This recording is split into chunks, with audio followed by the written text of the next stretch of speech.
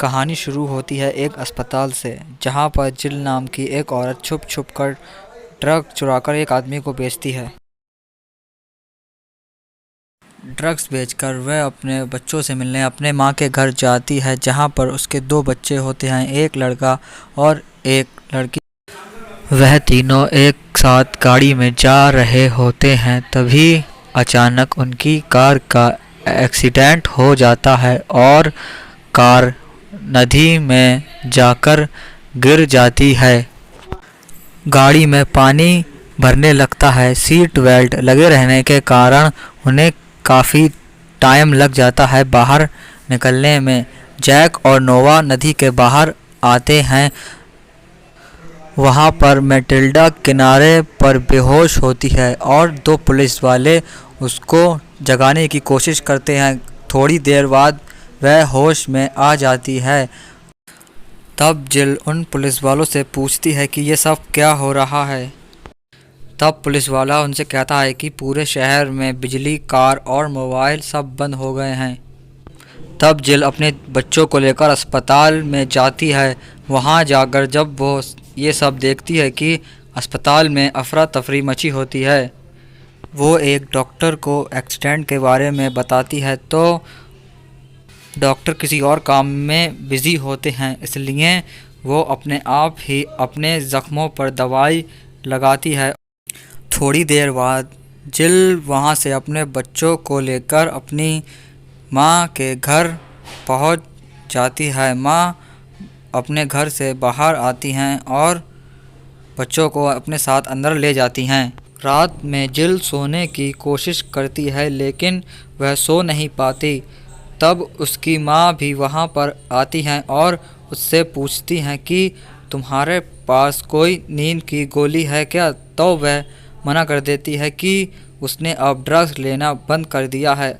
जिल और नोवा आसमान में तारे देख रहे होते हैं। तब कुछ तारे टूटते हुए दिखाई देते हैं, तो जिल उससे कहती है कि ये तारे नहीं, सैटेलाइट हैं जो टूट रहे हैं। तभी जिल वहाँ से एक नाइट पार्टी में जाती है, जहाँ पर उसे वही आदमी मिलता है जो उससे ड्रग्स लेता था। वो उससे कहता है कि वह उसको डबल पैसे देगा ड्रग्स के बदले में। तब जिल मान जाती है और ड्रग्स लेने चली जाती है।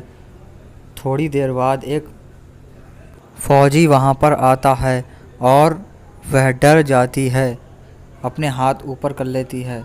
तभी जिल की दोस्त डॉक्टर मॉर्फिन उसके पीछे आती हैं। उनके साथ एक आदमी होता है जो कि उनका बहुत ख़ास होता है।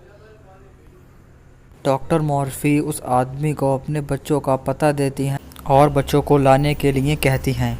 फिर वो आदमी जिल से कहता है कि अब लोग सो नहीं रहे हैं। अगर कोई भी 48 घंटों से नहीं सोता तो उसकी सोचने की शक्ति कम हो जाती है और उसके बाद उसके सारे ऑर्गन फेल होने लगते हैं, जिससे वो पैरालाइज में पड़े रहो जब तक मर नहीं जाते। तब जिल कहती है कि ऐसा हर किसी के साथ नहीं होता, मेरी बेटी मैटिल्डा भी सो सकती है। ये सुनकर वो आदमी चौंक जाता है। तभी जिल साइकिल पर बैठकर अपने घर को चली जाती है। घर पहुंचने के बाद जब जिल मैटिल्डा के कमरे में जाती है तो वहां पर कोई भी नहीं होता। तब जिल घबरा जाती है और नोवा से पूछती है कि मैटिल्डा कहाँ है। तब नोवा कहता है कि वो नानी के साथ चर्च में गई है।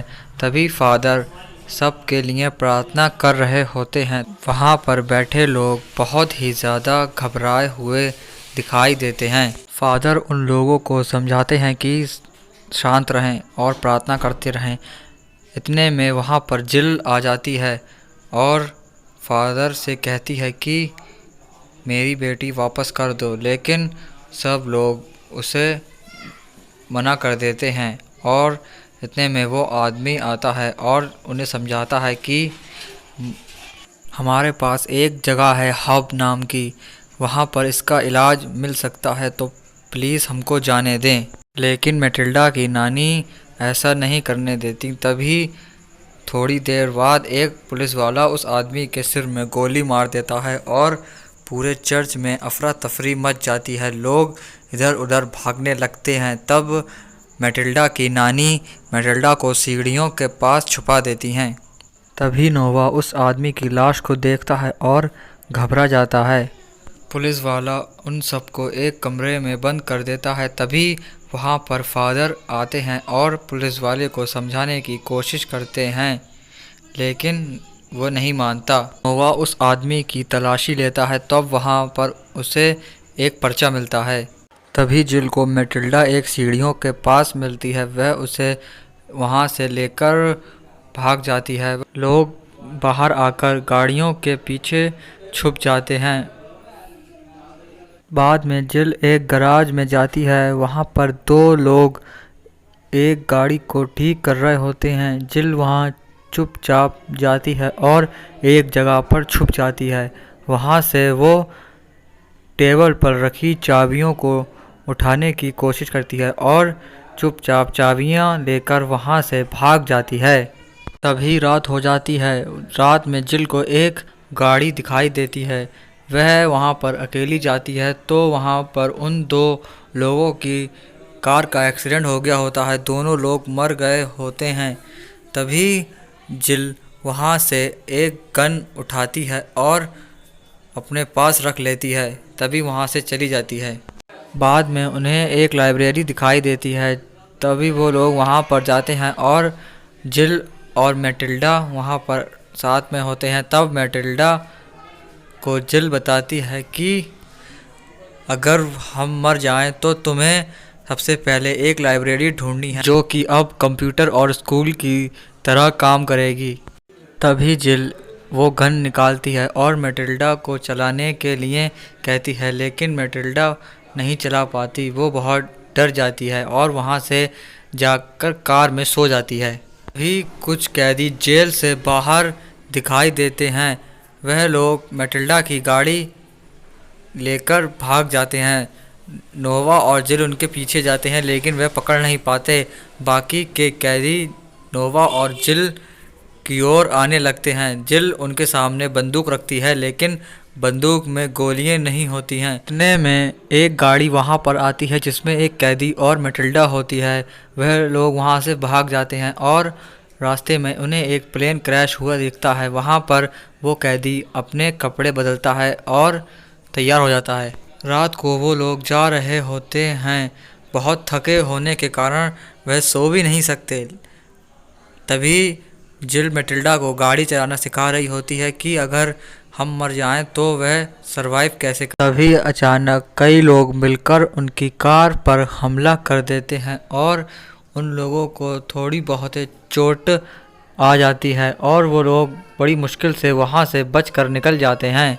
थोड़ी देर में वो लोग हब पहुँच जाते हैं और जिल मैटिल्डा और नोवा को एक घर में छोड़ देती है और वहाँ पर चुपचाप डॉक्टर की ड्रेस में पहुँच जाती है।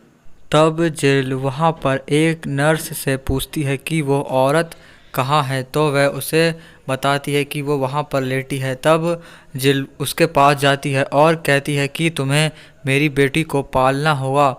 अगर तुमने ऐसा किया तो मैं तुमको यहाँ से बचा लूँगी। थोड़ी देर बाद वहाँ पर डॉक्टर मॉर्फी आ जाती हैं और वो जिल को देखकर चौंक जाती हैं कि वो यहाँ क्या कर रही है। तब वह उससे पूछती हैं कि तुम यहाँ क्या कर रही हो, तो जिल कहती है कि वह यहाँ पर हब में काम करने के लिए आई है और दोनों गले लग जाते हैं।